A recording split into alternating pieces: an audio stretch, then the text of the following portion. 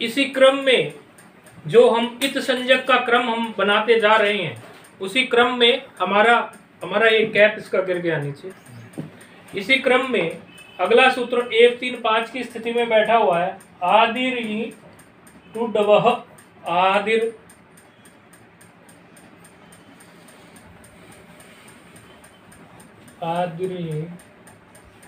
To डवह, ये सूत्र है 1 3 5 पर बैठा हुआ है। इसका अष्टाध्याय में एड्रेस प्रथम अध्याय तृतीय पाद पंचम सूत्र। ये सूत्र क्या कह रहा है? ये सूत्र कहता है कि उपदेश के आदि में, उपदेशस्य आदो विद्यमानाः यी टू या फिर डू, ये यदि आपको मिल जाए, यकार मिल जाए, टू मिल जाए, टू वर्ग से टवर्ग नहीं समझना, टू शब्द को ही समझना, केवल टू को ही समझना, और डू इसको ही समझना। तो ये यदि मिल जाए हमें, तो उसका क्या होगा? ऐसी स्थिति में वो इत संज्ञक हो जाएंगे। अभी इत की बात चल रही है, इत संज्ञक की बात चल रही है, इत करने की ही बात हो रही है।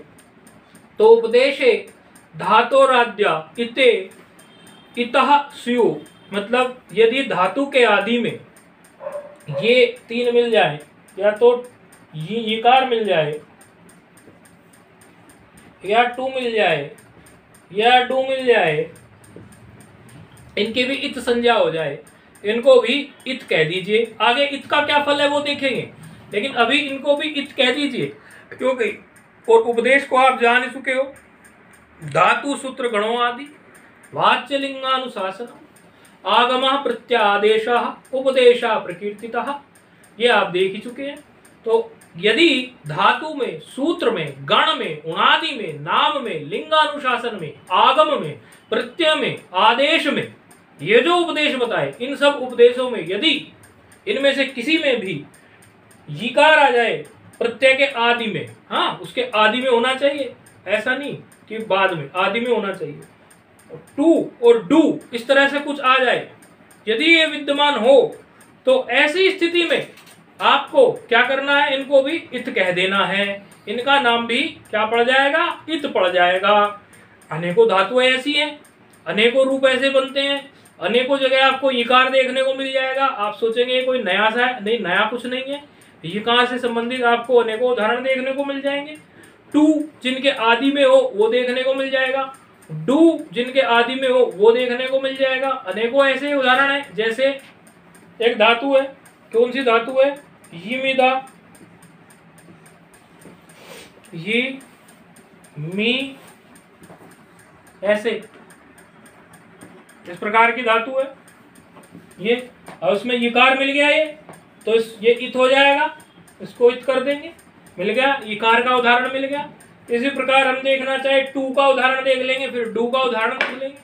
टू का उदाहरण देखना हो आपको तो टू ए प्री कंपनी धातु है। आप देखो, ये आपने सुना हुआ है, टू ए प्री कंपनी धातु ने, धातु के बारे में आपने खूब अच्छे से सुना हुआ है। ये टू ए प्री कंपनी एक धातु है,